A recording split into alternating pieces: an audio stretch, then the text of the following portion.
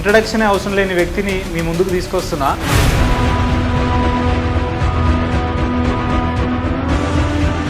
రాజకీయ వేదికలు ఏవైనా కూడా RS Praveen Kumar sir BRS రాష్ట్ర నాయకులు. సంవత్సరంన్నర కాంగ్రెస్ పార్టీ పరిపాలనలో ఎట్లున్నారు ప్రవీణ్ సార్ అంటే ఏం చెప్తారు? నేను ఒక విషయం చెప్తాను మీకు సార్. కాంగ్రెస్ పాలన గురించి మీరు ఉందా అంటే నేను ఈ ఆర్ఆర్ ట్యాక్స్ అంట 50 రూపాయలు అంట, బిసెప్టీకి 150 రూపాయలు అంట. ఆర్ఆర్ ట్యాక్స్ అంటే ఏంటంటే Revanth Reddy tax sir.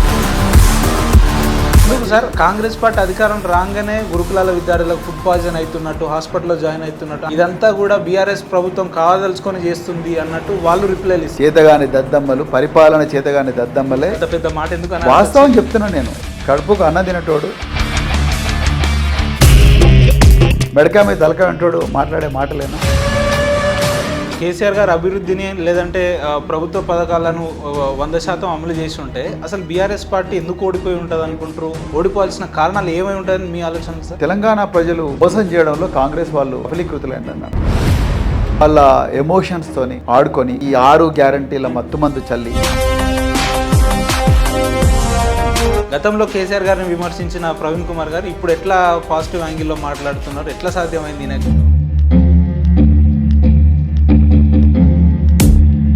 BSP నుంచి బీఆర్ఎస్కి వచ్చినా కూడా పేద వర్గాల గురించే మాట్లాడుతున్నారు. కానీ ఇదే పేద వర్గాలు ఆర్ఎస్ ప్రవీణ్ కుమార్ అనే వ్యక్తి తను ఎదగడానికి వ్యక్తిగతంగా బహుజనులు వాడుకున్నాడు, మళ్ళీ నమ్మక ద్రోహం చేసిండు. ఎవరైతే కామెంట్ చేస్తున్నారో వాళ్ళ అమాయకులని మాత్రం సానుభూతి తెలుసు. నిజంగానే అమాయకులు చేసిర్రు ప్రవీణ్ కుమార్ సార్ అని వాళ్ళే అంటారు. నేను ద్రోహం చేసేవాడిని అయితే నా ఉద్యోగాన్ని వదిలిపెట్టుకొని రాజకీయాల్లోకి రాను. నా జీతం 2,63,000 రూపాయలు వచ్చేది. అధికారంలో ఉండే బీఆర్ఎస్కి పోయి ఉండేవాడిని. నాకు అధికారమే అనుభవించాలని. అయినా కూడా నేను తెలంగాణ ప్రజలకు పెద్దగా తెలవని బీఎస్పీకి నేను వచ్చింది. ఎందుకు వచ్చింది? తను ఎదగడం కోసం మమ్మల్ని వదిలేసిండు అని చెప్పి బహుజనవాదం. నేను అదే చెప్తున్నా. ఇప్పటికి కూడా నా ఎంబడి నడవండి, ఓపెన్ చెప్తున్నా మీకు.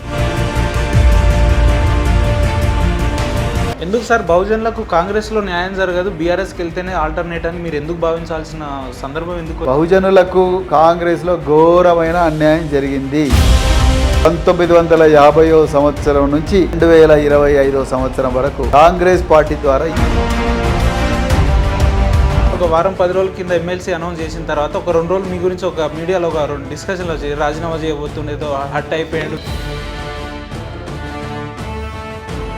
అంటే సారు బీఆర్ఎస్లోకి వెళ్ళిన తర్వాత ఆయనకు ప్రయారిటీ తగ్గింది, ఆయన పొలిటికల్ కెరీర్ అంతా ఎంత డౌన్ అయిపోయినట్టు అయిపోయింది ప్రవీణ్ సార్ పని అని అనుకునే వాళ్ళకి ఏం చెప్పదలుచుకున్నారు సార్? ఇప్పుడు అప్పు కాదు, ఇప్పుడు డౌన్ కాదు. నేను ప్రజల మధ్యలో ఉంటానండి. ప్రజల కోసం వచ్చిన నాకు రాజకీయం చాలా ఆనందం ఇస్తుంది. నేను ప్రజల గొంతుగా మారినందుకు నాకు చాలా సాటిస్ఫాక్షన్ ఇస్తుంది.